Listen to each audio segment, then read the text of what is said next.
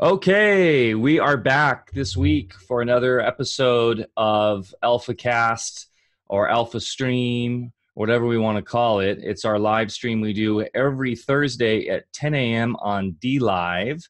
It's great being back on this platform. We like to support alternative platforms that aren't censoring content, like the platform that most people are on that we're finding out is actually going to be cutting out Google Hangouts. And I've heard also potentially the live streaming, that being YouTube. So it's good that we are embracing DLive from the get-go.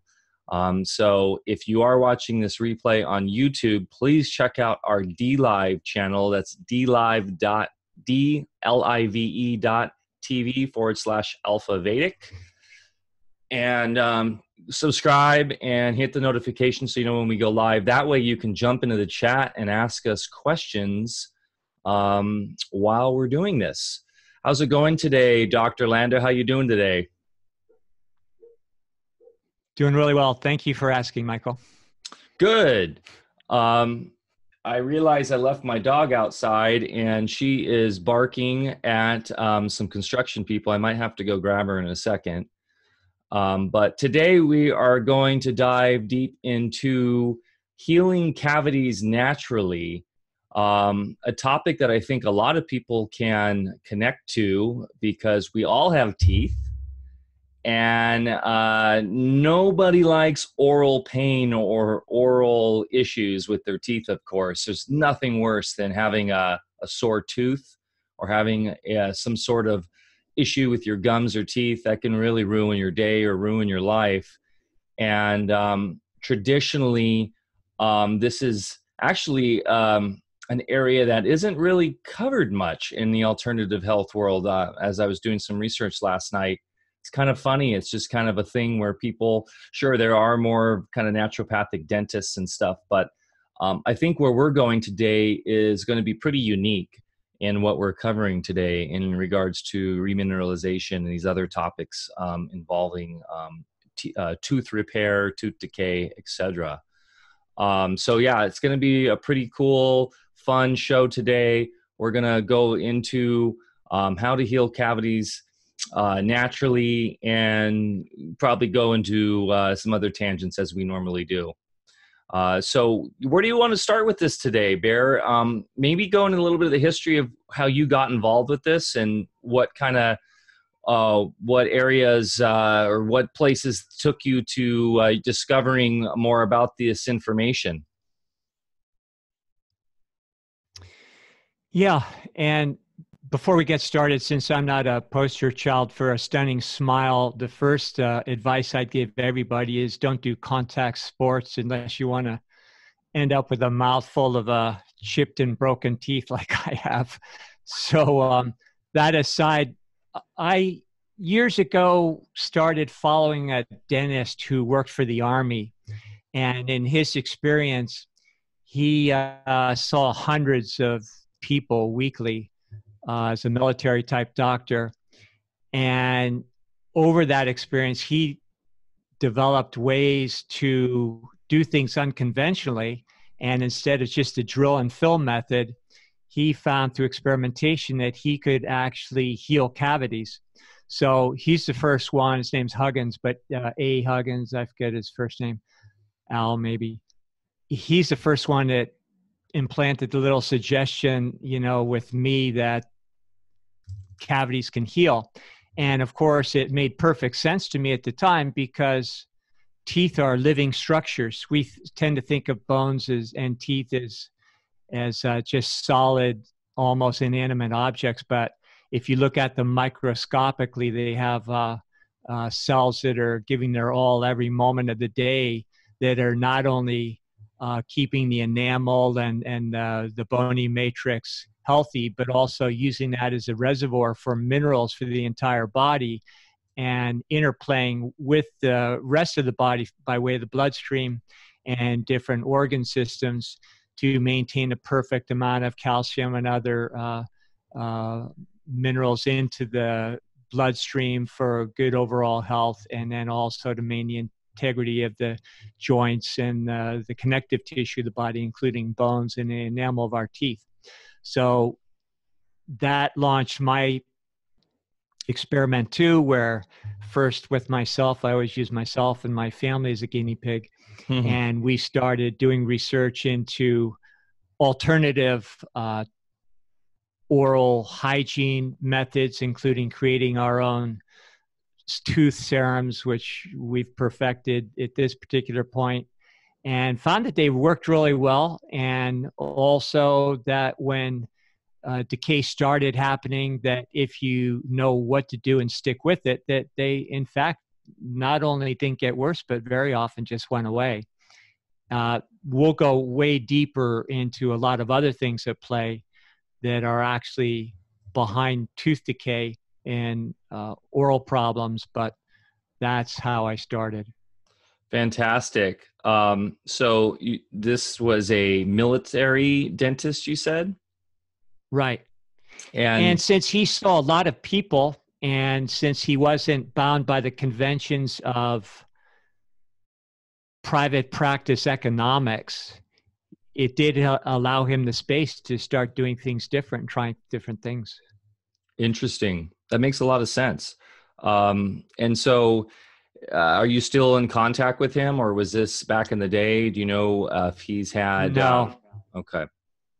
I believe he still practice. He's older than I am. So I think he might be in Texas. Could be wrong, and he might still be at it. But if you look him up on the internet, he's iconic for natural dentistry, and it's one of the best sources that people find when they start doing their own research, just to verify that, yeah, a real professional in the field of dentistry has figured out that you can, in fact, heal cavities naturally. And it didn't just stop at cavities. He was the first one that really alerted me to the pitfalls of conventional dentistry and how they affect your entire health. Sure. So another discussion we could get in today is things to avoid in dentistry and ways that mainstream dentistry can impact your whole health very detrimentally. Yeah. In fact, first little tangent here, in my experience in chronic degenerative diseases, there was almost always in people that we used to see a link to dental issues that were keeping their systemic problems alive and maybe even triggering them in the first place. Fascinating. I would love to go more into that and get a little more specific in regards to that. Me personally, and this is something I'm sure family members who watch this and friends will roll their eyes and go, "Oh gosh, how can you do that, Mike?" But I don't think I've been to the dentist in 15 years. At first, it was just me being in my 20s and not being able to afford it because I didn't have insurance, and just putting it off and using other things to, maintain my oral health just through flossing and different mouthwashes and stuff, and just luckily didn't have issues and still haven't had really issues. I think I do have one cavity in the back of my mouth that occasionally flares up, but it's kind of funny. I just ignore it. And I don't drink sugary drinks. I don't enjoy candy much unless occasional movie or something. So I'm not ingesting a lot of sugar or things that are detrimental to my teeth. I like to think I have a fairly good diet and health practices. So the reason why I really stopped going to the dentist as I went down the fluoride rabbit hole back 10, 12, maybe 15 years ago now. I went down that whole rabbit hole with it related to the aluminum industry and it being a neurotoxin, and going into the fillings aspect too, with what they use for fillings and how you've got that fillings dust in the air just going into a dental office. and all this stuff. And I was just appalled by it all. So I said, no more going to the dentist for me. And, I had looked into going to more of a naturopathic dentist, but just haven't had the need to really. So, I just don't go. I still have a retainer on the back side of this row that I had since I was maybe 14 or 15. I was supposed to have taken out a while ago, but it's working great, keeping my lower row straight. When I was in high school, I went through the whole braces thing and even had headgear at night. I was getting all the ladies back then. But I've gone through the rigors of the mainstream dental and orthodontist whole procedures, and came out the other side just once I was an adult and could make decisions for myself. I decided no more, thank you. So, and I seem to be doing okay. It does help that I use this. This is our essential body care number 2. This is our restorative tooth serum, which we'll go into in detail in a bit. This has been wonderful since we developed this. I use this every day, and we can kind of get into the technology behind that. But no going to the dentist for me. Am I a bad guy? Is that a bad thing? I don't know. No, you can keep better care of your mouth than the average dentist if you know how to do it. And the first thing you hit on was fluoride. So avoid anything fluoride, whether it's in toothpaste, in the water you drink. Avoid it like the plague. It'll actually screw you up, including your teeth. So it's really a myth. And what they did, a study came out based on an awareness that in Smith County in Texas, they had fluoride in the water naturally occurring. And so they extrapolated from that because the people in the area had less dental caries, that therefore fluoride is good for your teeth. But you have to distinguish between, as you already mentioned, aluminum derivatives from the aluminum industry, just the leftovers that they'd usually have to dump as toxic waste, and then using that study as a way to not have to go put it in landfills, but sell it to municipal water supplies and everything, and say, oh, it's going to improve your teeth. In actuality, it's two different things. Naturally occurring fluoride that's in the ground as part of the trace mineral element versus industrial waste products. So it's really sinister and to the extreme what they do. But most people still think that, oh, fluoride is good for you, and they get fluoride treatments and so forth. And there's even locally in Humboldt County, we knew of a child who died from a fluoride treatment because he just swallowed the fluoride when it was in the mouth, and the dentist said, oops, you're not supposed to do that, and the kid actually succumbed. So it's very toxic. It's poison. So don't use it. You don't need it for your teeth, and there's much better things you can do. So launching into the basics, I was just go ahead. I was just going to say too, that's why if you look at any traditional toothpaste, like a Colgate or Crest, it says, if you swallow this, call 911 immediately. I mean, that's insane. It's like a ubiquitous tube that you see in most bathrooms around the world, and it could kill you. It's just it's wild. Yeah, and anything you put in your mouth is absorbed readily into your bloodstream, especially in the sublingual capillaries. Your blood, your entire blood volume goes through that every few minutes. And those capillaries, being very close to the sublingual surface, absorb everything in there. We'll talk about some ways to make that work for you related to teeth health in a few moments here. But if you think you're going to put those kind of poisons in your mouth and you're okay if you spit it out, all you're doing is slow poisoning yourself. Yeah, and that poison, that neurotoxin, every time you brush your teeth with the traditional fluoride toothpaste, that's just building up into your system. And I'm sure those who have used traditional fluoride toothpaste, there's some things that we can offer to help detoxify that neurotoxin, I'm sure, right? Absolutely. And when you look at all these things in unison, fluoride and such, it may start to explain why people like myself that are in the health business notice it 40 years ago when I started. A lot of these cancers and neurological deterioration diseases were extremely rare and almost non-existent, and kids are now epidemic and almost an expectation in your life.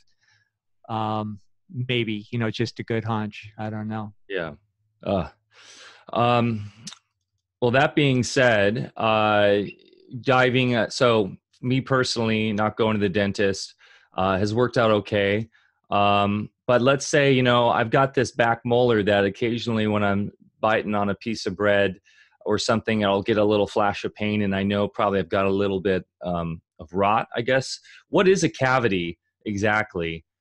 Maybe we can just do a quick little dive into what a cavity actually is, a definition, kind of how the tooth works, and what I'm dealing with when I quote unquote get a cavity.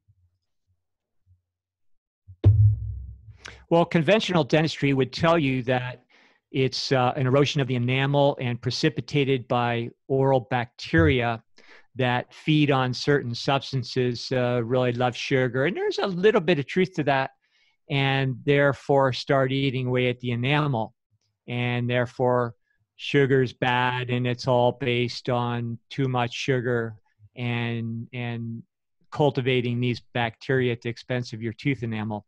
So I like to always step back and look at the big picture. There's not just a tendency, but a massive brainwashing program in our culture for decades that is teaching us to break apart the parts rather than looking at the whole. And in science, we call that reductionism. So what they do is look and see what's circumstantially at the scene of the crime, like bacteria in this case, and blame everything on that. So what we have to understand is that those bacteria and your oral hygiene is nothing more than a reflection of your entire health. So the first tip that everybody needs to take as far as taking care of their mouths is take care of your body. And that would get us into lifestyle and diet. Now, when you get into diet, even in the more naturally inclined circles, you have to not fall into the reductionist trap again. And what I mean by that is, for instance, there's a lot of followers of the Weston Price Foundation, which has a lot of good information, and a short history of them for people that don't know is it's based on studies of peoples throughout the world and people from different cultures that do not eat a lot of refined foods and so forth, and have more of a paleo diet, seem to have better teeth health than people from cultures that are more advanced in technologies and therefore eating manufactured food. Now, because of that, many people, especially today, are extrapolating into the whole paleo concept, where that means, okay, grains are bad, you need to eat, a lot of meat and all that sort of thing for good health. Well, I really don't buy that. And clinically, I find that that doesn't hold its water. And even a lot of people in the paleo circles, and I'm not saying paleo is good or bad because nutrition is very individual. As we talked about in one of our recent podcasts, diet is a reflection of where you're at on a much larger journey. And therefore, it's transitional. And so different things are better at different times. But going back to the paleo, they say basically that grains are bad and that sort of thing. And a lot of people will improve their health, including dental health, when they go more on a paleo animal product protein diet, high in fats. And the fat part, I agree with. High fats are also very desirable, but the animal flesh protein, not so much for your health overall. But here's how they justify it. they say, well, there's elements in grains, legumes, and seeds, different phytoelements, phytic acid, that is the protective chemical in those food sources that protects the seed, the legume, the grain, and so forth in nature. But then it inhibits the uptake of minerals and things when you consume them. So first off, the real truth is that what the Weston Price found, it was based on avoiding, they didn't come to this conclusion, but a lot of us have in the field. It's based on people eating refined grains, refined sugars, and manufactured food. So if you go back to a reduction versus a holistic perspective, everything like the phytoelements, the phytic acid, is based on a reductionist type of outlook. That means we identify one element in grains, legumes, and seeds and find that in an unnatural situation, what we call in vitro studies, laboratory, not in real life, that these things can have an inhibitory effect. But if you take a real body in a real natural situation and have these elements, and especially when these elements are neutralized by proper preparation, they're not a problem at all, when in fact the real problem was the refined version of all these foodstuffs. So if you want to really stay up and lose sleep at night about, oh my God, am I getting, these phytoelements that are inhibiting mineral absorption, then just prepare food the way people used to. Don't buy it at the store. If you want to have grain products, breads, for instance, then do the old fermented style where all these things are neutralized. And not only that, but fermenting, like sourdough fermenting of breads, makes all the nutrition from grains more readily available and easy to digest, doesn't contribute to the gluten problems and all the things that the people that think grains are the antichrist these days, attribute to grains. So the other thing, and also go ahead. I was going to say heirloom grains, as well as sprouting grains. There's a lot of studies show that by sprouting grains, you actually inhibit a lot of the gluten issues and stuff, right? So there's a Good lot of point. things that you can do.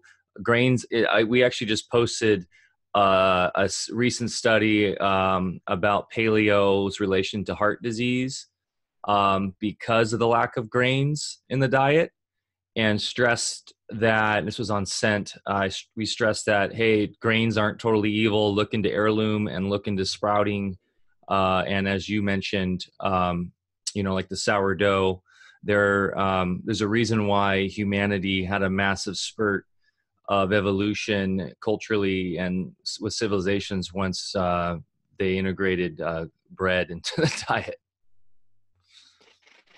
And I could really go into the weeds about paleo. Not that I'm a PETA policeman or anything like that, because I believe that everybody needs to honor where they're at.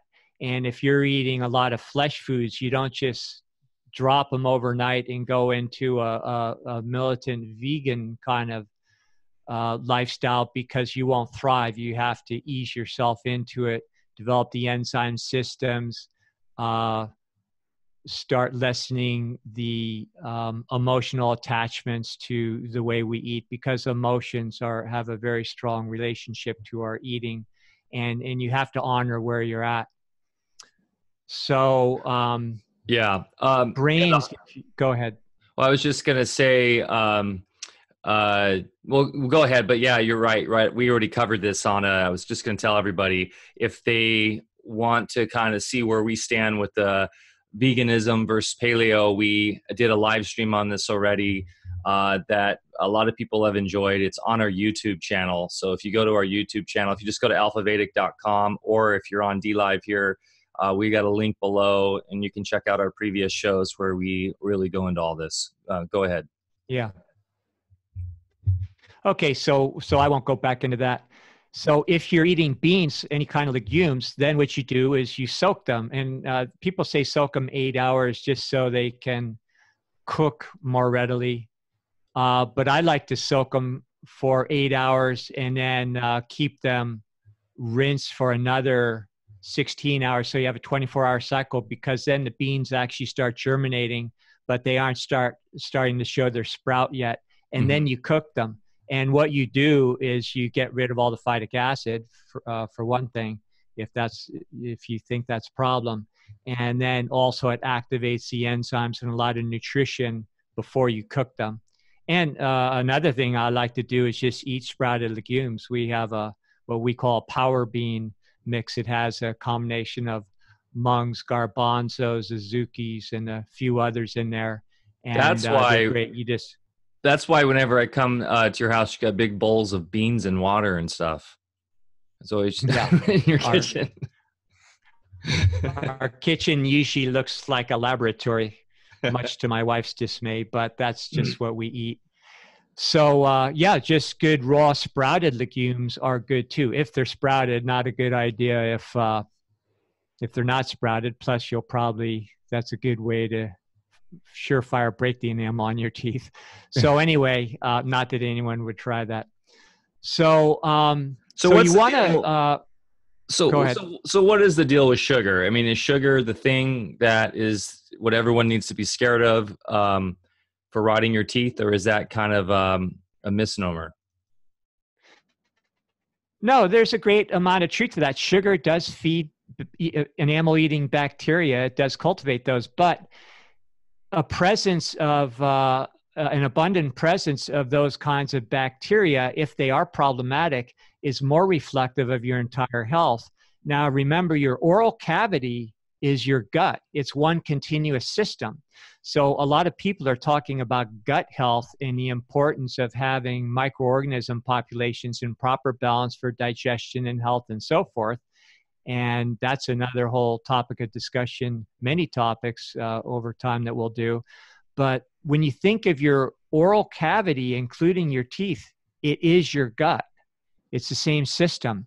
So if you have improper lifestyle, if your digestion is faulty, and that sort of thing, and we'll give you some tips in a few moments on ways to go into that, then you're going to have microorganism imbalances that are going to produce variations in those microorganisms. And I think we talked about this recently, that will create more, not that microorganisms are pathogenic in and of themselves, but if they're out of balance, just like any ecosystem, if you kill the ladybugs, then you're going to have too many aphids and that sort of thing. So it's the same thing in your body. So you don't go in and say, oh, those guys are bad. No, they need to be checked. Now, in bioterrain medicine, which is my expertise, we know how to assess the body. This is a little bit over the pay grade of the average individual, but there are things that you can do without somebody like myself. But people that are far down the road in a disease process, we have a way to assess the entire system and bring it back into balance over time so that the ecology will produce not only greater health, but reverse what we think of as diseases, including dental decay. So here's some things that you might think of. We already covered greens, legumes, and so forth. Really good foodstuffs. It doesn't mean that you have to be solely dependent on those. Just have them as a good part of your diet, and just know how to properly prepare them.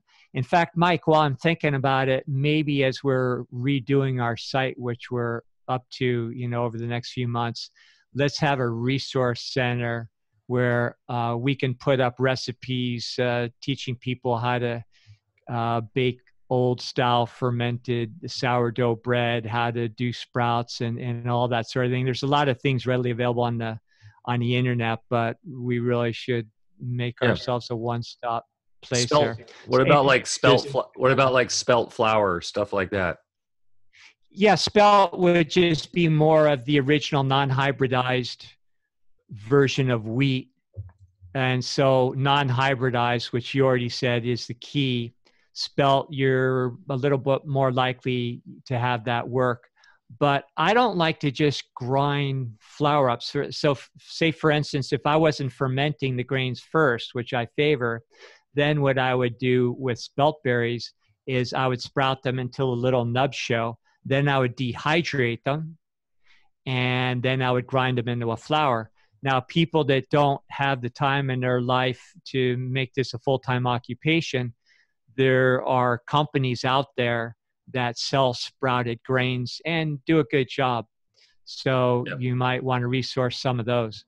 Yeah, I was gonna say I'm sure folks that are busy living in the city, et cetera, there's a big awakening movement in the food scene about heirloom grains and bakeries doing this. So if you're lucky enough to live in a pretty hip city where they have bakeries doing this, I'm sure you can find that, as well as what about the more vegan bakery options too that are doing alternatives, that are still doing like vegan breads and stuff? Are you still going to be lacking some of the calories and nutrition there with that? Or I know there's, like, when I used to live down in LA, we would go to this amazing Japanese vegan bakery.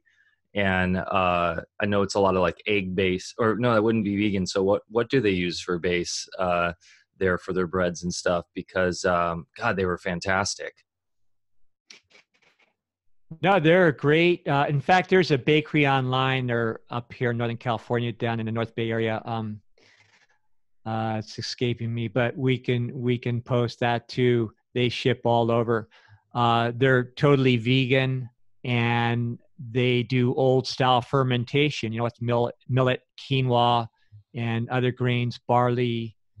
They have no gluten breads. They have some with gluten, but again, that gluten's really not as problematic as people think if they were to prepare the grains properly and also get them from non-hybridized. Gluten has become a huge problem because of the hybridized grains manufacturing and that sort of thing. So, and then people develop gluten allergies. Allergies is a kind of there's a deep understanding to that too. But for right now, then when they avoid gluten of any type, then their health improves. But then in the long run, you know, you don't have to avoid any source of gluten like the plague. Yeah. And yeah. So first off, Mike, is we talked about it's a reflection of our overall health. So proper lifestyle, diet honoring where you're at, use it as a transitionary tool to lead you up the ladder to greater and greater health.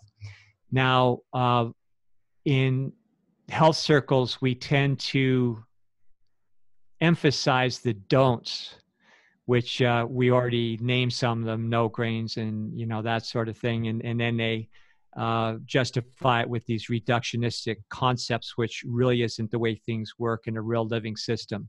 Okay, enough on that. And then they say, okay, here's what you do. And they'll talk about fats. I agree with that completely. You want an abundance of fats. Now, I'm not a vegan, I am a vegetarian, but I really believe that animal byproducts, such as raw dairy, range-free eggs, and things like that, can be very valuable in the diet. And if you want a healthy body and healthy teeth, then the fats from raw dairy, raw butter is my favorite. I don't drink raw milk, but I think raw butter is probably one of the best complete foods out there.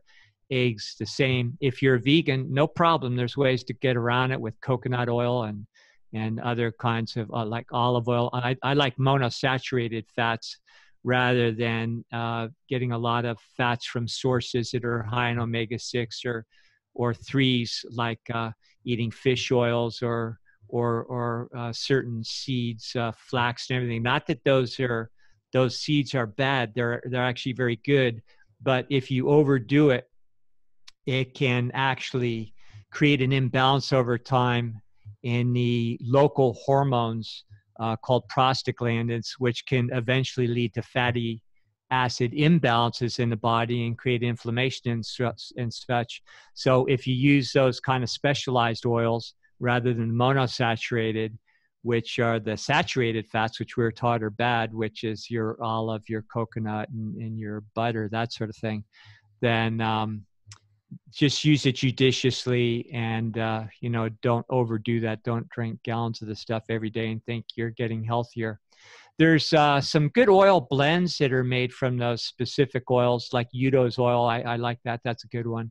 And he has more of a broad spectrum fatty acid assay with those, because he does combine different fatty acids from different seed sources. So one thing, talking about fish oil, the first thing you'll say is, oh, fermented cod liver oil. I get there are some good things in there, but fish oil, first off, you have to understand is that the oil in the fish is what concentrates the toxins that the fish are exposed to. And there's a lot of junk in our waters these days. So you might want to just think about that a little bit, do your own research, and it might be a source of just concentrating toxins that you don't want if you isolate the oil from the fish. The other thing, no matter how it's manufactured, the fish oil is going to at least be in the beginning stages of rancidity. So not the best thing either. Gross. The phyto sources, botanical sources of oils are much easier to keep in their non-rancid state than the oils from fish. So I would favor. This is why I fish, though. I'm an avid angler on my rivers, so I get a lot of the oils from the skin and stuff when we catch fresh fish on our beautiful river. So never have actually purchased fish oil pills, but to your point about the omega-3s and such, I mean, we're taught that it's super important to have those. You're saying you don't want to overdo it, but it is important to get those in some form, correct? Yeah, and monosaturated oils, your body uses those to manufacture threes or sixes or whatever it needs. So I come from Mediterranean ancestry, and that's all they had. And my ancestors all lived well into their hundreds. Yeah. And as soon as they deviated from that diet, when they got into trans fats with manufacturing and other kind of specific fats, then your health depletes. So monosaturated is the most intelligent way to get your fats. Now, fresh raw butter is fantastic. And of course, you're eating it when it's fresh. You don't store it for too long, although it'll store for a while fine. And that's a great source, not only of your good saturated fats that the body favors, but also a source of A, E, K, and D, which are all fat-soluble vitamins, which anybody should really assure that they're getting in their diet one way or the other if you want healthy teeth. So monosaturated fats, the fatty derived vitamins are all really important, and you can get those without eating fish. Now, when you eat fish that you catch right outside our door in the Smith River here, you're getting the salmon. Sure, they do come up, but they are purging quite a bit as they go through the pristine waters of the Smith River. And by the time they get up to us here a few miles upstream, they're a lot cleaner. And then when you eat them, you are getting their fats, but you're not getting a concentrated amount. It's in proportion with the the flesh of the fish and eating the whole fish. So it's different than taking a whole bunch of salmon, extracting the oil, and then just consuming that. Kind of goes back to the refined aspect of refined foods, right? Just eating more naturally, and that just does kind of hark back to the paleo concept, but just eating more in a natural state of things is always seems to be better than taking a pill. Yeah, Yeah. exactly. Now, go ahead. I was just going to say, moving forward, well, one other thing too on the fats. So it's good. I like to blend coconut oil in my coffee every morning. It's kind of a big trend, but I've derived so many health benefits from it. When I had my LASIK surgery, for instance, they recommend that you put these drops in, and which I didn't do. It was antibacterial drops. I used colloidal silver, really high grade colloidal silver. And then they recommended you take these other pills for the fats. And I just took a lot of coconut oil. And my optometrist was, after the surgery, the day after, I was pretty much already healed and completely, well, now I have 20/10 vision, which is awesome. But she was blown away. And of course, I didn't tell what I was actually doing, but they were just flabbergasted. They're like, we've never seen such healthy eyes right after the surgery. And it's because I have I take a lot of coconut oil and I love it. So there's something to be said about that. And speaking of coconut oil, another great technique is oil pulling.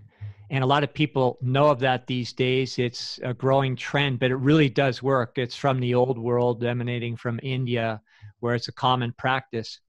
And first off, when you put oil in your mouth first thing in the morning when you wake up, a tablespoon is usually sufficient. They would traditionally use sesame oil, which is a good one to go to. But I like coconut oil because coconut oil has been shown to have a really good effect on the enamel of your teeth and your overall oral health. So when you get up in the morning, put a tablespoon of oil in your mouth, whatever you prefer, and then you just kind of gently swish it around as you're going about your business in the morning. Wait 20 minutes and go spit it out, and then Wow. brush your teeth. 20 minutes, huh? And yeah, well, it's not that big of a thing. You just make it part of a routine, and it's not like you're sitting around doing nothing. Just do what you normally do, only you have that in your mouth. Now, what And about doing that yeah. with the carbon 60 olive oil? No? I wouldn't do it. It'd probably be a waste of the olive oil because you're going to spit it out. And here's the other thing that happens. Okay. Yeah, since you're doing it first thing in the morning, and the reason why it's a good time to do it then is your liver has not been that active because the muscles aren't pumping the lymphatics, and things kind of accumulate in the middle of the night. It becomes more like a stagnant pond. That's why sometimes when you wake up in the morning, you have bags under your eyes and everything, especially if you've had a late night or been drinking the night before or something like that. It's because your liver is suffering. But the liver is always just, needs to be flushed first thing in the morning. And so when you do this, the oil in your mouth in a 20-minute period, it's all the blood in your entire body has flowed through those sublingual capillaries that we were mentioning, and the oil pulls not all, but a good deal of toxins and things from the blood, and it's a good way to just give the liver a break first thing in the morning. And a lot of people have had noticed great improvements in their health just by oil pulling. And again, we call it pulling because the oil pulls toxins from the blood that have accumulated during the night. But we mention it here as far as teeth health for both reasons, because remember, the more your entire body is healthy, the healthier your gut will be, and then therefore the healthier your mouth and teeth will be. And also the coconut oil, we know, has a very positive effect on the teeth enamel by itself. So oil pulling is another great thing for people that want to maintain good, healthy teeth. That's amazing. And yeah, just learn something new. I learn something new every day. That's really cool. So that, would you call that like an Ayurvedic traditional therapy, something yes. they do? Okay. Yeah. Cool. So another general technique that we could make an entire talk about, but we'll just mention it. If somebody really wants to improve their health overall and therefore their teeth, intermittent fasting And don't let the fasting word scare you. Intermittent means you narrow your window of eating. Now, you don't want to starve yourself. You want to get good nutrition. But this myth that we should be eating these frequent small meals throughout the day and snacking, that means that your digestive system is never getting a rest. You're exhausting your enzyme systems. And in the long run, it will contribute to undigested foodstuffs in the gut. That will contribute to imbalances in microorganism colonizations that feed off that indigested stuff. So the more you can narrow your eating window, the better off you are. And a good rule of thumb is what they call the 16-8. That means 16 hours out of the day, you aren't eating. So here's what that would look like. Say you get up in the morning, you do your oil pulling and all of that. And then the next thing you might want to do is drink a little water just to complete the flushing. You might even want to put some lemon in the water because that has another good flushing effect for the liver. And then maybe some herbal tea, or if you drink coffee or something else, fine, you can have that then. And then maybe think about eating at about 10 or 11, your first food of the day. That old, again, another myth that breakfast is your best, most important meal isn't necessarily so. And most people eat too much for too long in any given 24-hour period. And it's the major contributor to long-term decline in health. So if you were, say, to have your first meal 10 or 11 and have your last meal, say 5 or 6, you've got an 8-hour window there approximately where you're confining your food.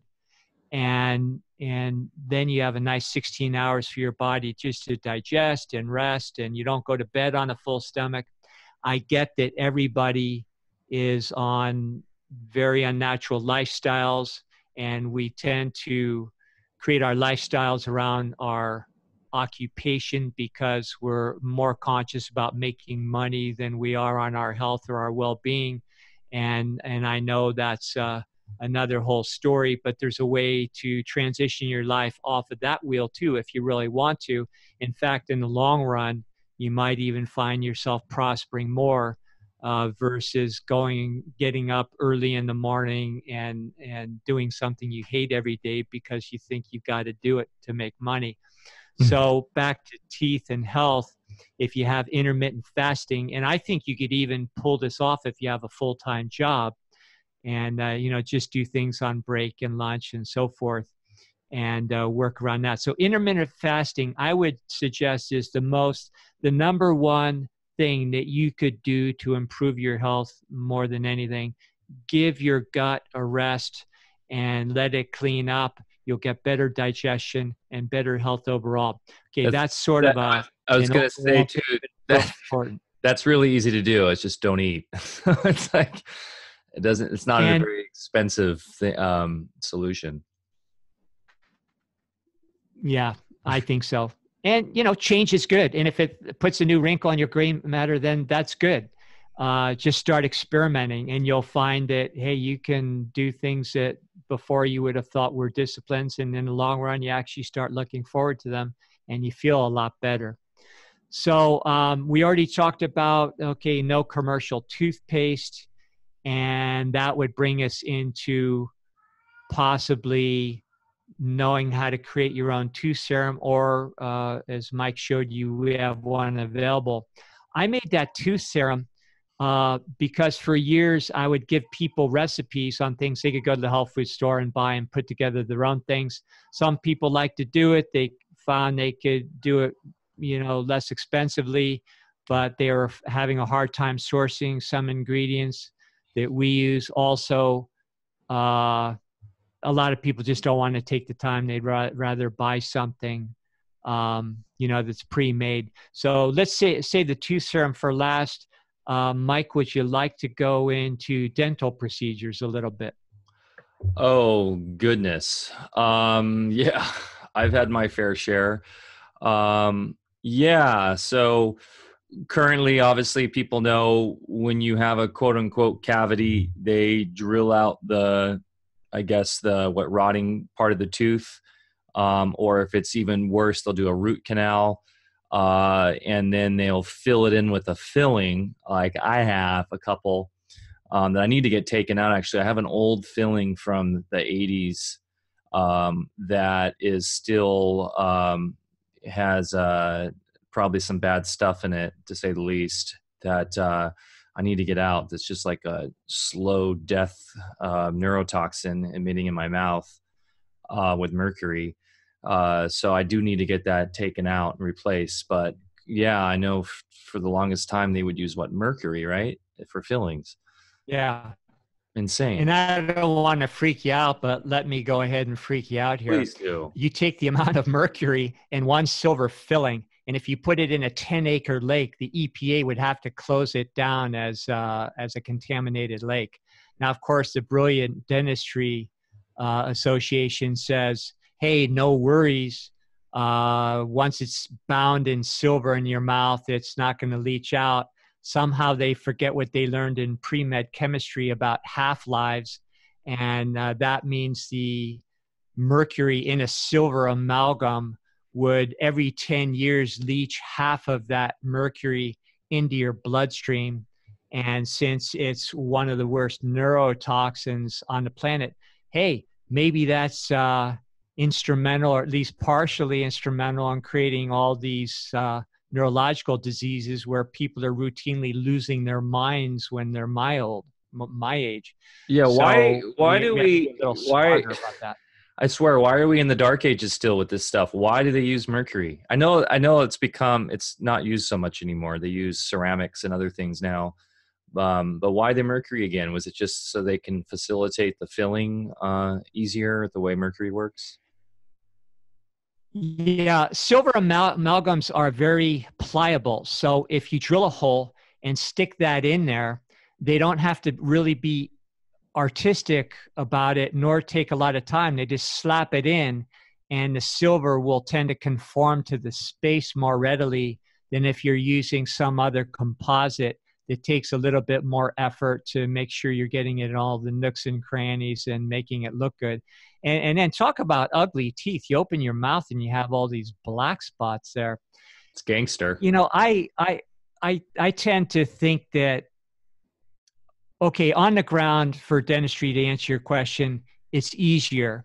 And also these dentists, like most of us doctors, we're brainwashed in our indoctrination, 4 years in medical school.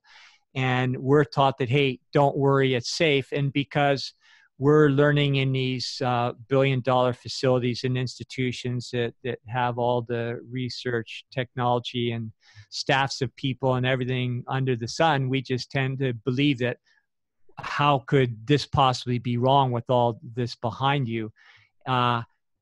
If you go to the top of the hierarchy, as far as who's funding these institutions and where all these original ideas come from, it gets more and more sinister the higher up you go. Now, we can just say, oh, it's a coincidence that everything we're exposed to, everything they put in the air, our food, our water, our medicine, beam us with through technologies such as our Wi-Fi, and now 5G is coming soon. They just happen to be slow kill technologies. I don't believe that on certain levels of the hierarchy, they don't get all this. And even if there isn't a grand conspiracy to kill everybody, or at least to erode the health of everybody so we're more docile and dumb and easier to control, I just can't buy that it's an excuse. But the fact is, either way, it's happening. It's happening. So that's why we really need to be intelligent, educated, and understand how to protect ourselves.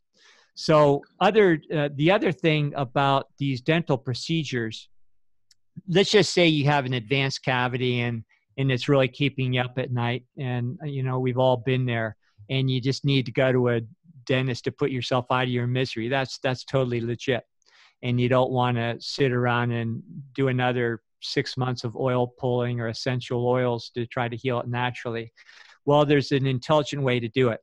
Now, the last thing you want to do is drill the hole out And of course, the dental mindset is we want to get all of the decay because their concept is if there's any left in, then it will spread.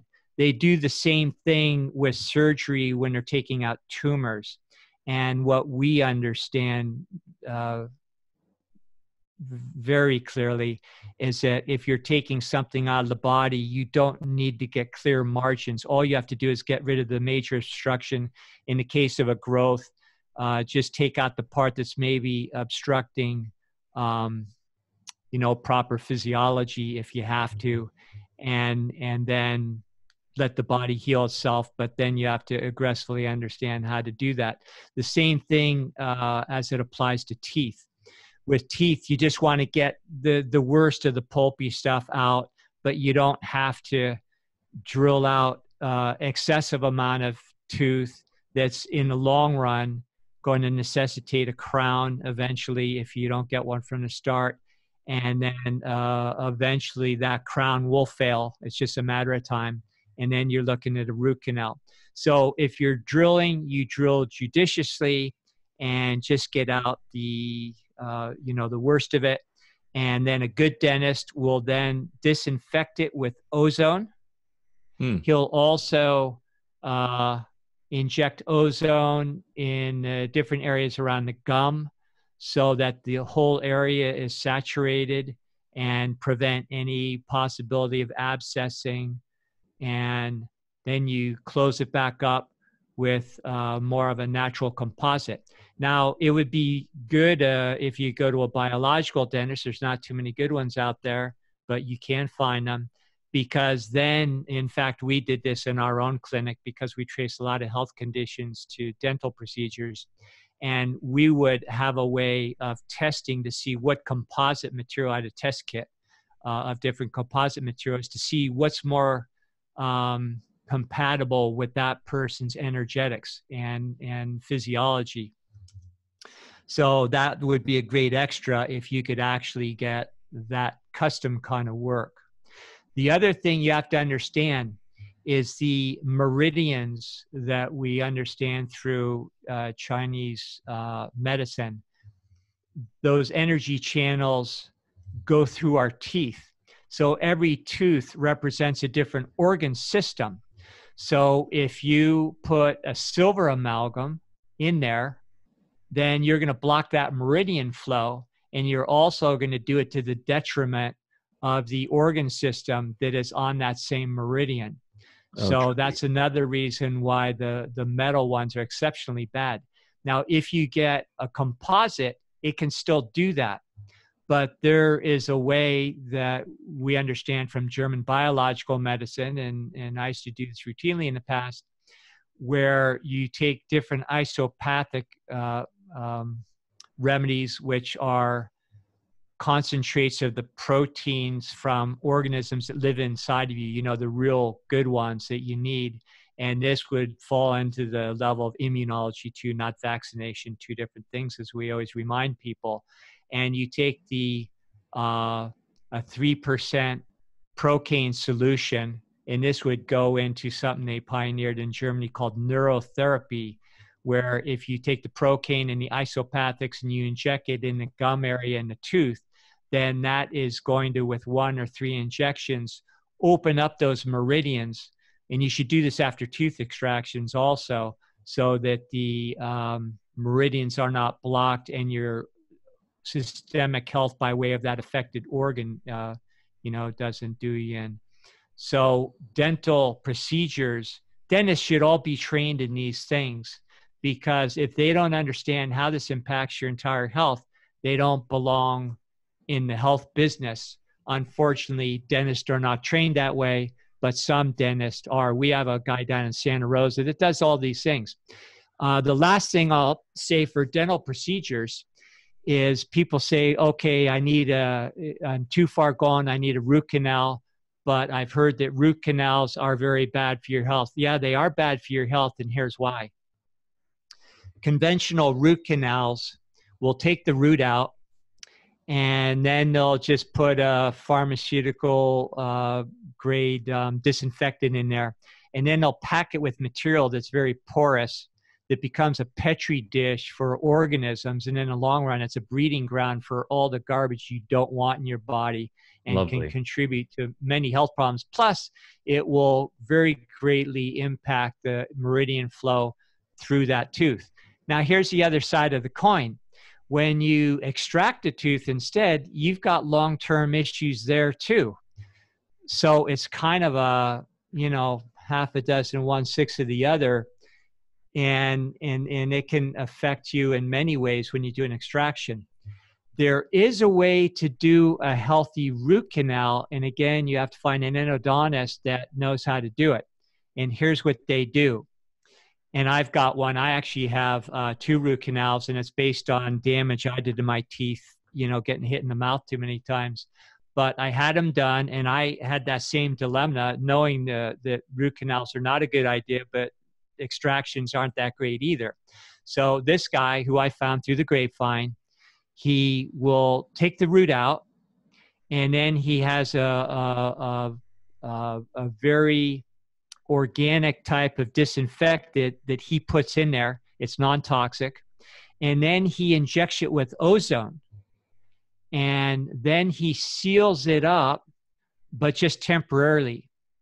And a month later, you go back, he inspects it. If everything looks good and your body is going for it, which most of the time they do, then he puts in the permanent stuff, and he injects it with ozone again before he puts the permanent compound in. And this permanent compound is non-porous, and it bonds and actually makes your tooth stronger than the original tooth, but it is a solid mass in there.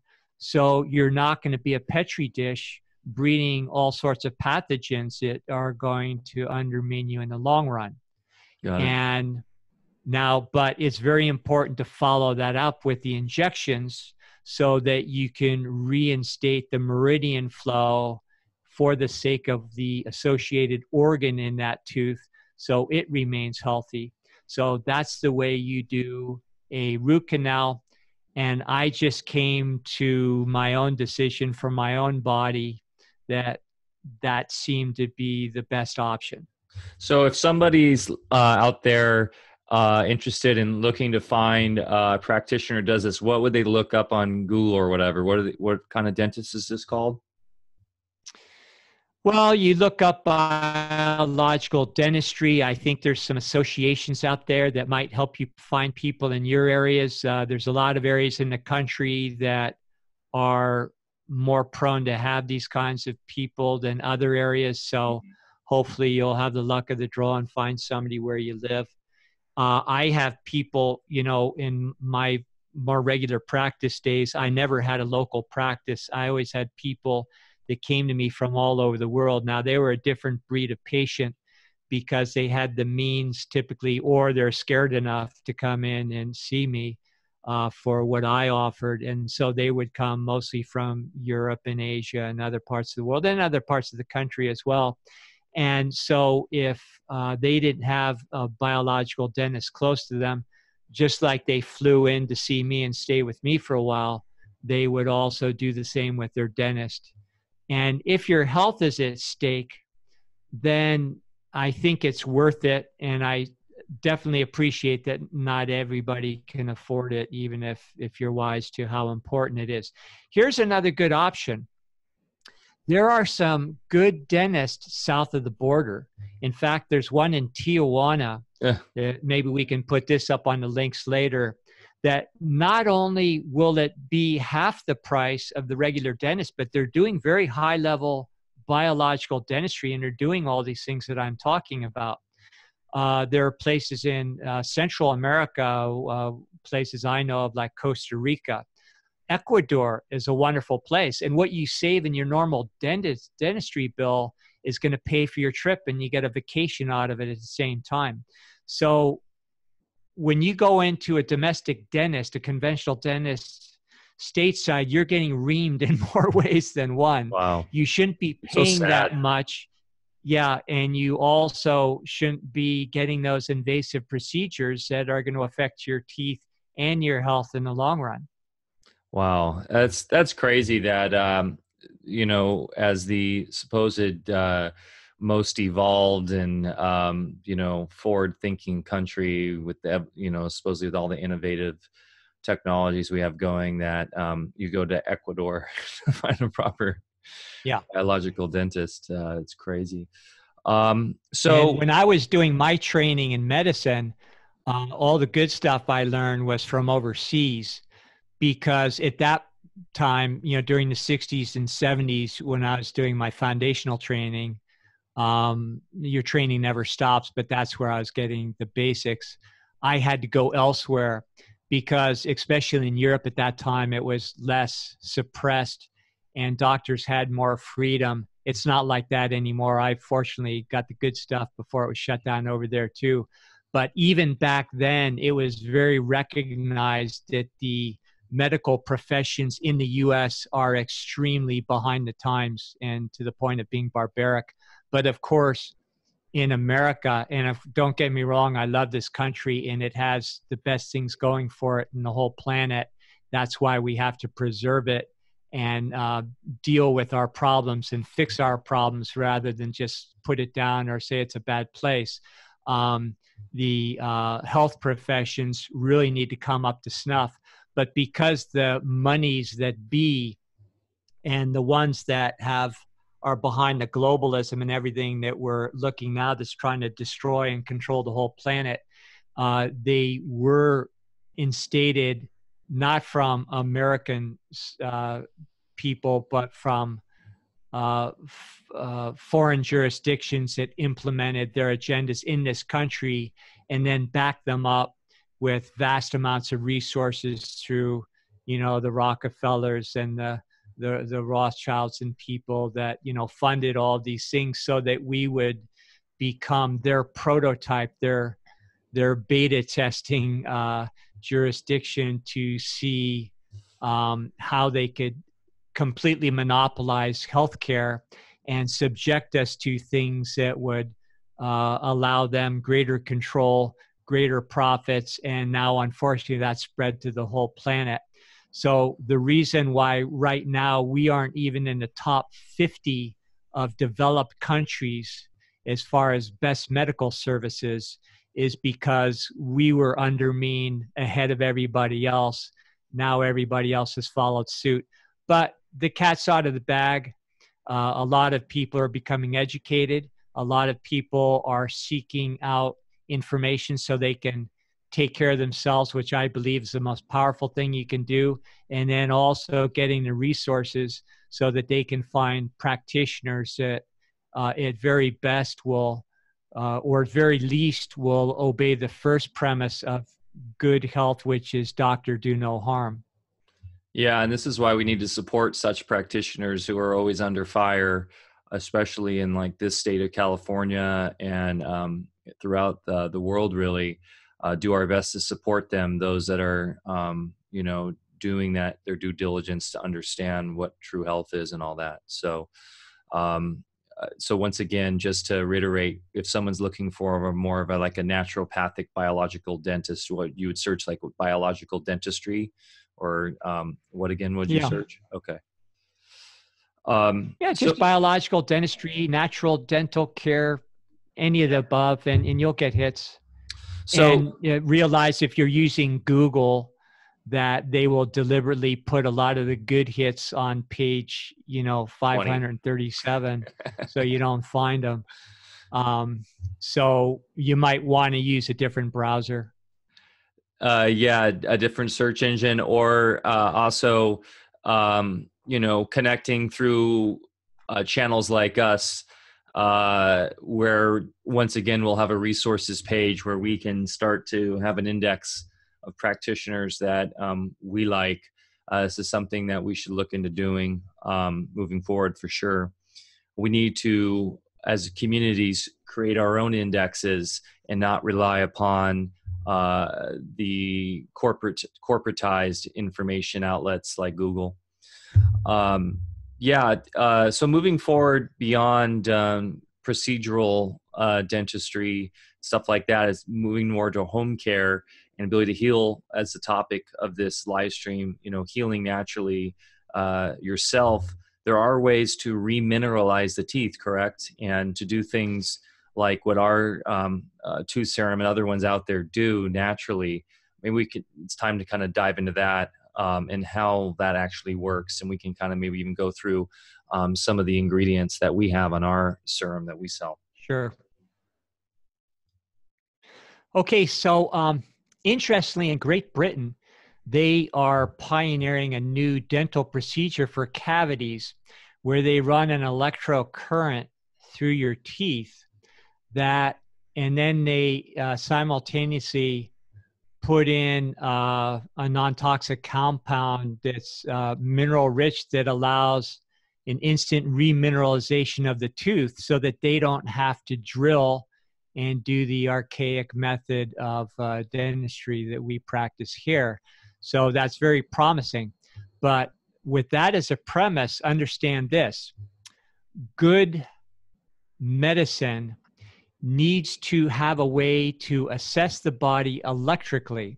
We do that as a part of our bioterrain medicine, where one of the labs we do is called ionization analysis.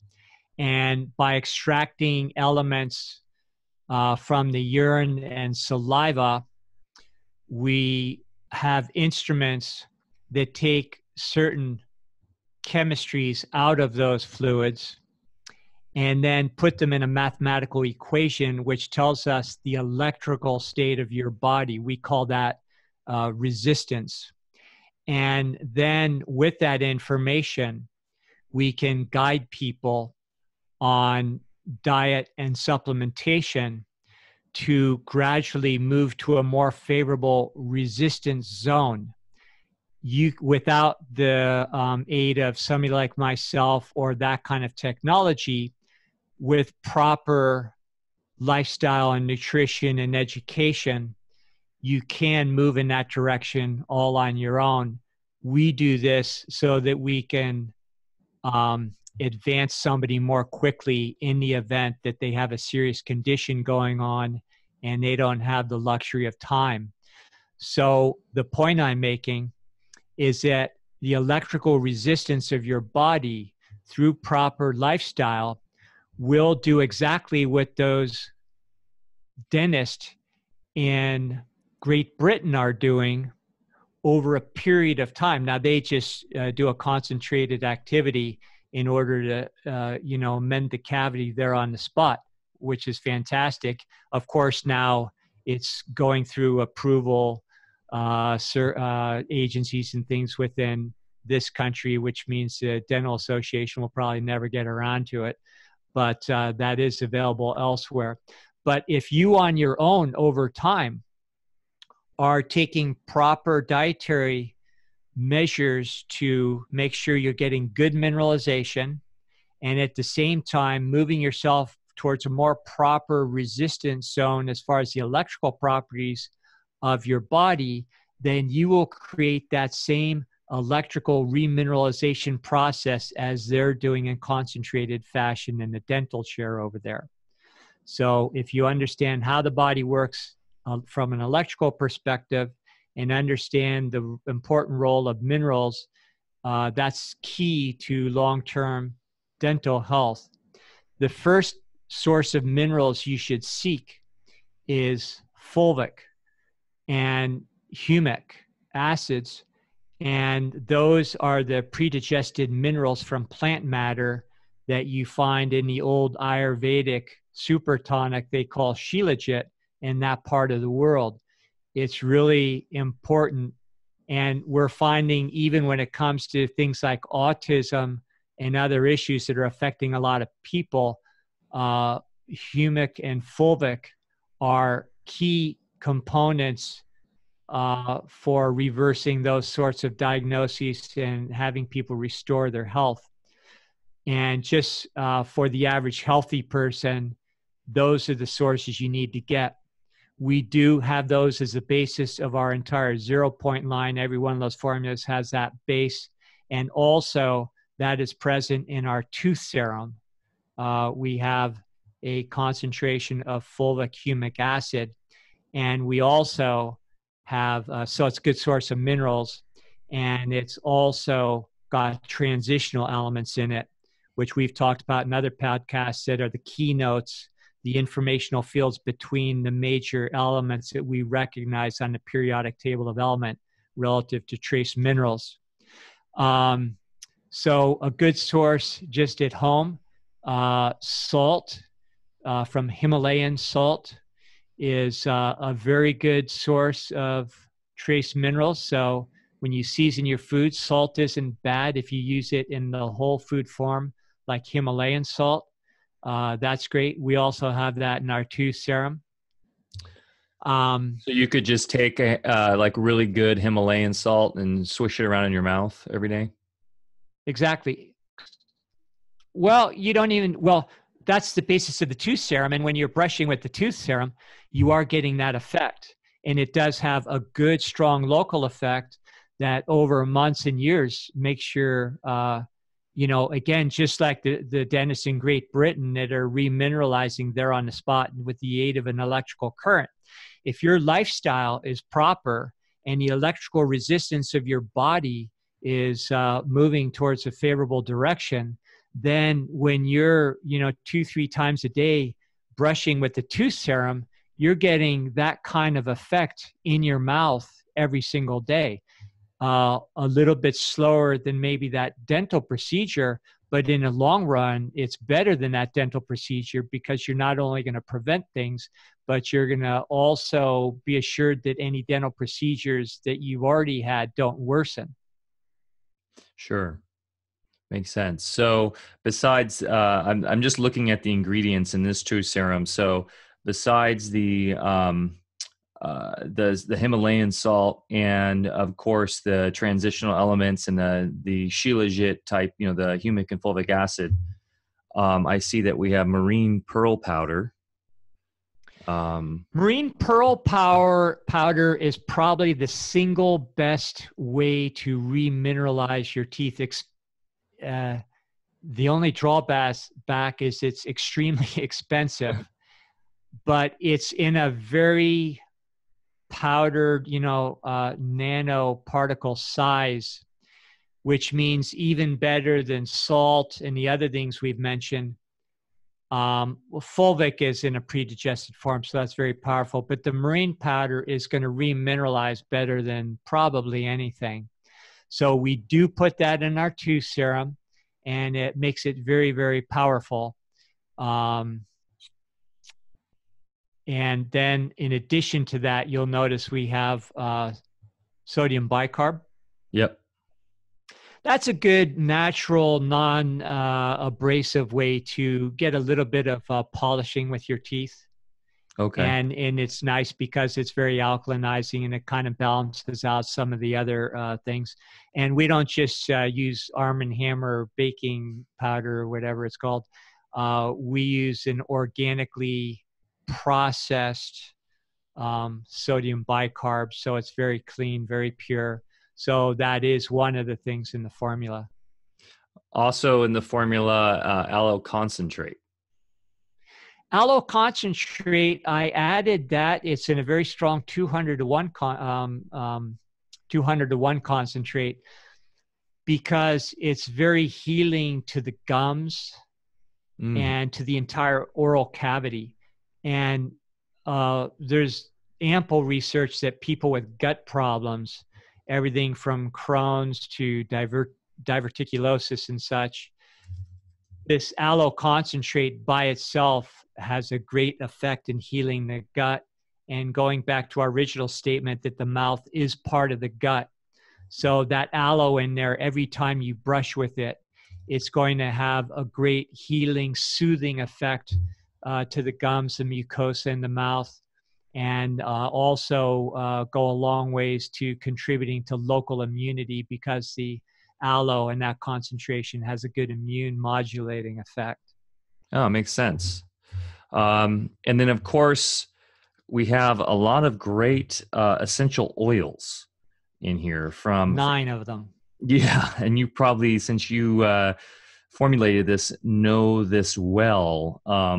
Maybe we can just quickly go into some of these because, once again, yes, we've done the work, and we sell this on our site for a very reasonable price. However, we always also stress that if you want to go out and do your own serums and create your own stuff, go for it. You know, if you happen to make your own essential oils with your rosemary and peppermint and wintergreen, oregano, these are easy herbs to grow, and you can, while you have to grow a lot to make a quality essential oil, you can do this yourself. But we have done the work for you too, and have this available on our website. But maybe let's go into a couple of these essential oils and why they're in here.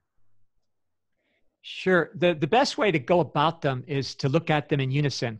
There are essential oils that aren't in there that one could easily justify being in an oral health product or dental product. And there are maybe a couple in there that typical essential oil dental products don't have, and that we do have in there. And the reason being is when I formulate anything, I'm always looking at a synergy and a balance, and never look at one component alone, because the sum of the parts has a much different effect than any one single thing. So the different oils in there, and remember, essential oils are the essence of a plant. And someday we'll have some talks on proper use of plant medicine. Mm-hmm. And in traditional plant medicine, you want to honor the whole plant, which means the spirit, the essence, and the body of the plant. That's the basis of what we call spagyricism. And that's how you'll see with our tinctures that are going to be offered soon, you know, that's what we do. So in order to get the spirit of a plant, you want to distill the alcohol, make an alcohol from the plant. So you make a wine, then you create a distillate to get a pure alcohol. And, you know, they call it spirits, where in old alchemy, they understood. And our language, you know, long ago used to honor these understandings, but we've fallen away from our deeper understandings of the words we use. So spirits, as we call alcohol, is actually the spirit or the collective intelligence, what in you know, traditional medicines they call chi or prana, that sort of thing. So if you're making a botanical substance, you want to have the spirit of the plant as the solvent that you're distilling the essence from, the essential oils. And of course, essential oils means the essence. Now, the plant has an individual identity and a soul, just like humans do. So that's the essence. That's what essential oils are. And then, you know, when you're through with the whole process of extracting the oils, the essence of the plant, then you want to get the body of the plant. And there's a way of reducing the leftover macerate into a powdery substance. And you extract the water soluble. So now you get the alkaline minerals of the plant, you get the body. That's whole plant medicine. That's what we believe in. And in clinical experience, it just works better. Mm-hmm. There's not even a comparison compared to normal herbal tincture. So back to the 2 serum, we work with the essences, the essential oils, because they really have the greatest effect. And in this case, rather than a systemic tincture that I'm describing before, we're looking at having a strong topical effect. And the best way is to use the essential oils. Got it. So we have essential oils in there that are going to be great just for fresh breath and other phytoelements that they offer, like peppermint and wintergreen and that sort of thing. And then there's oils, you know, lemon and birch and thyme, and things that not only contribute to oral immunity, but also that have been shown to have profound effects on helping the mineralization and maintaining strong enamel.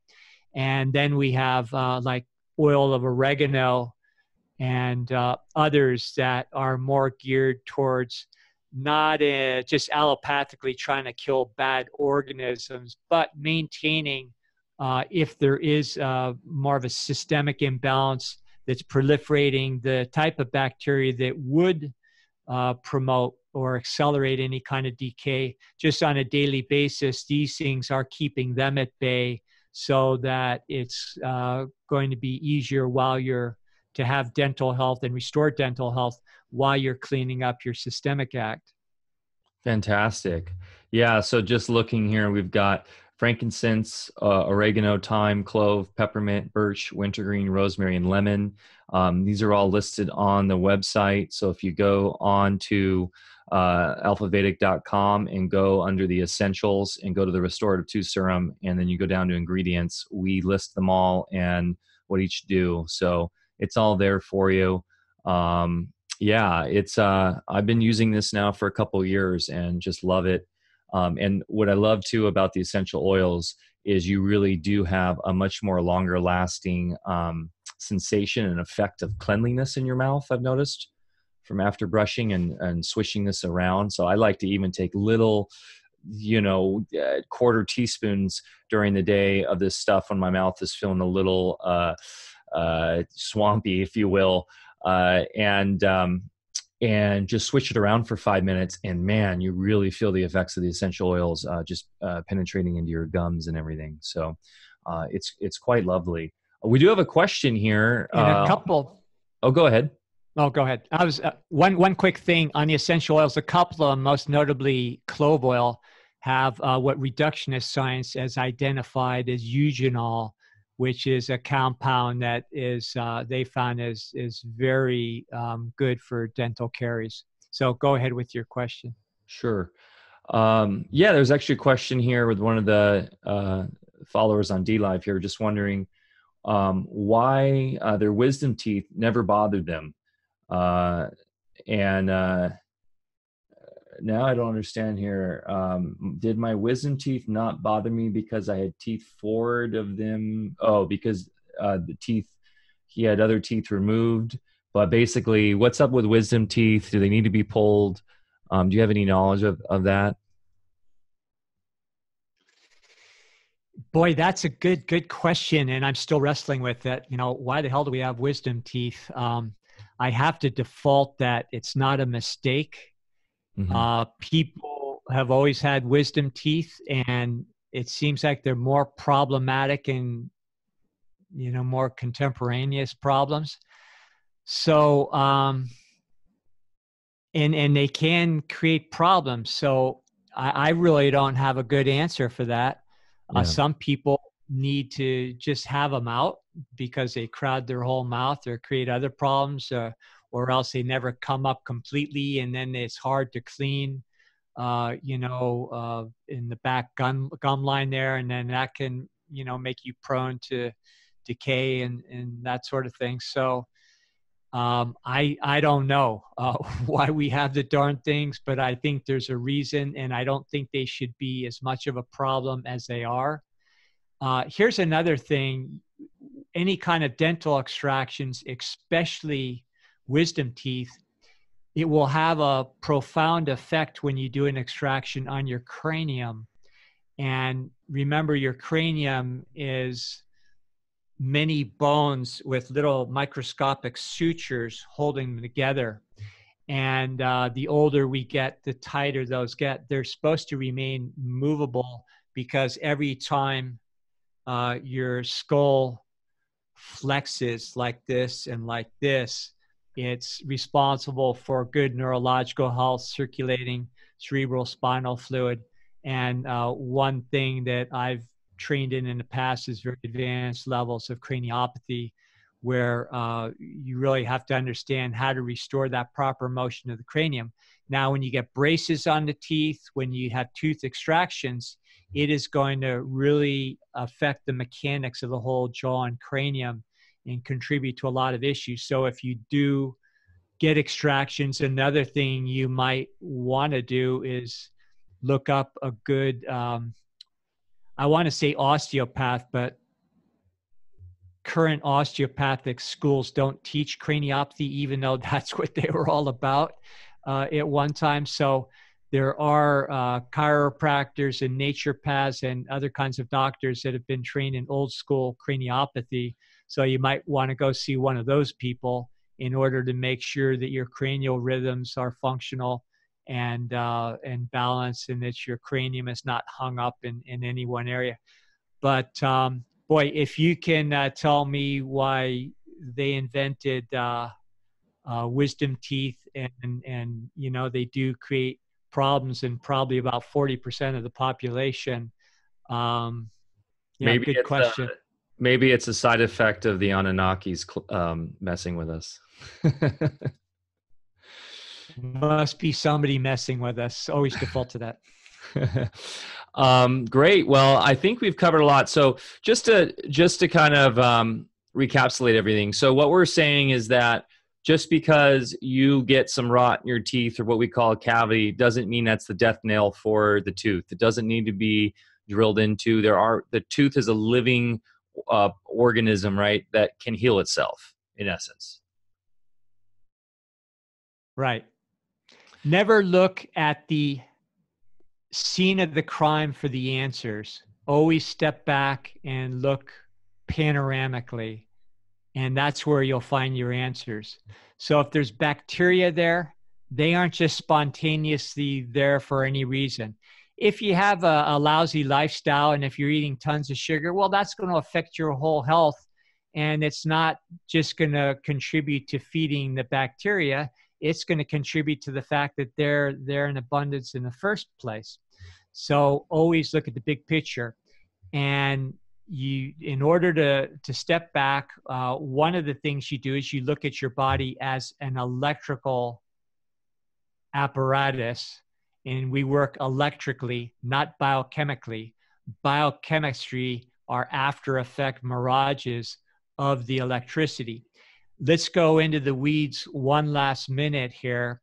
Mm-hmm. And this is a very in-depth concept that there's no way I'm going to be able to make sense out of it for the average person, but we can over time with enough information.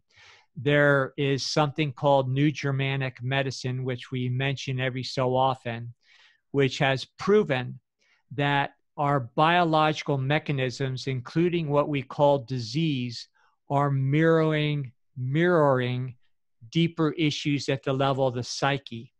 Now, those also are mirroring instinctual programs from our lower animal self, we'll say, that is derived from the animal kingdom as just far as instinctual survival mechanisms.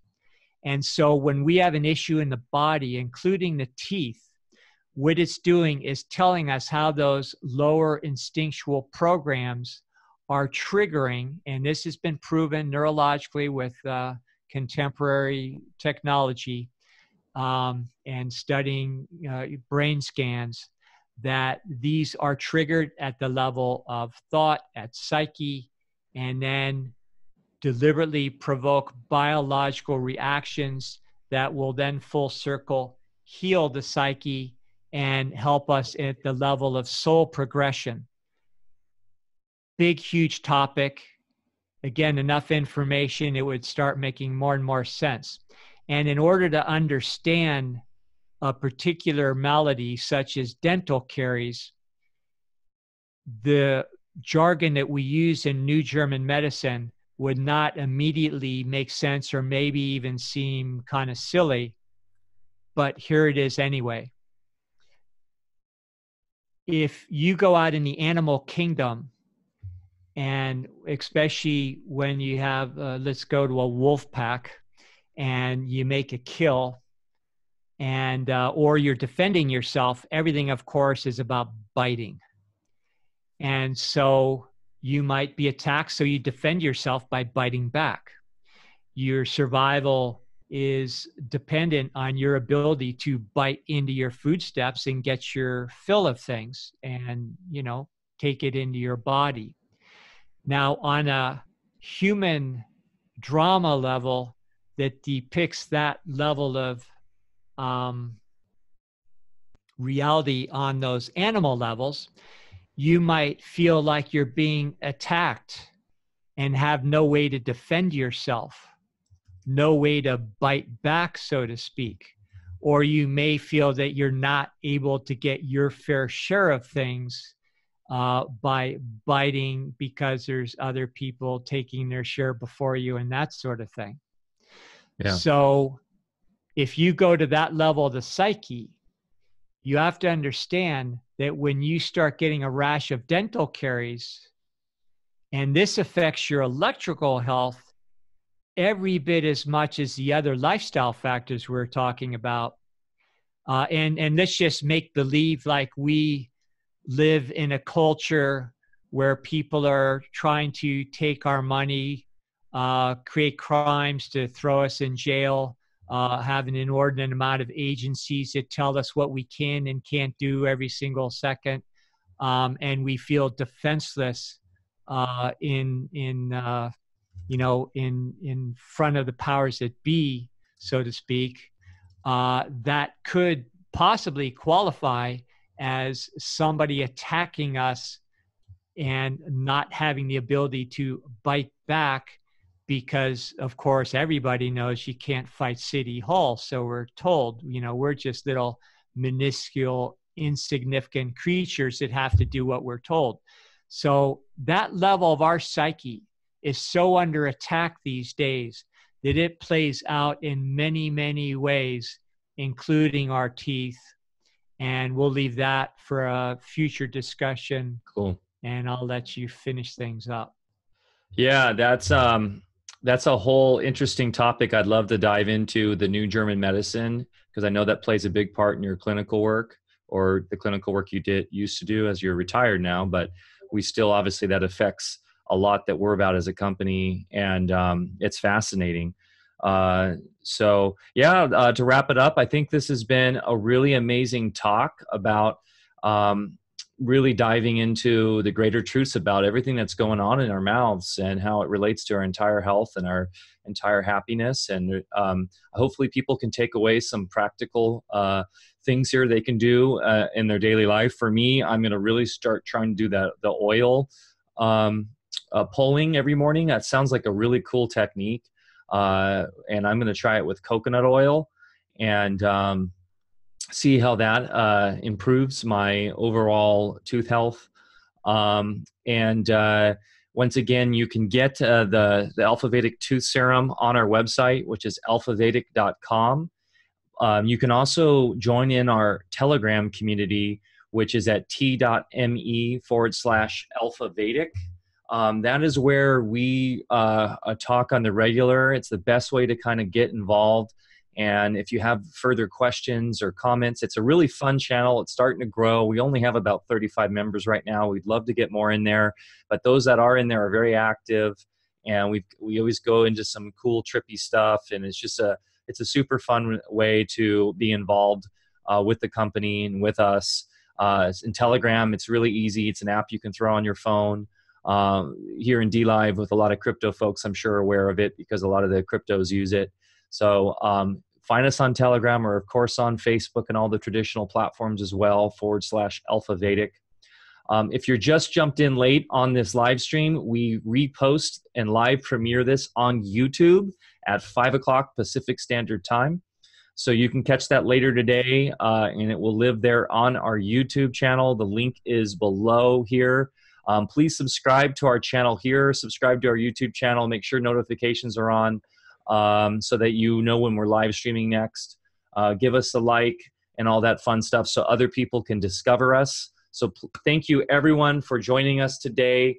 Thank you, Dr. Lando, for all your pearls of wisdom and everything that you brought to the table today. It's been a really interesting and educational hour and a half, or almost 2 hours now. Any parting words for the community?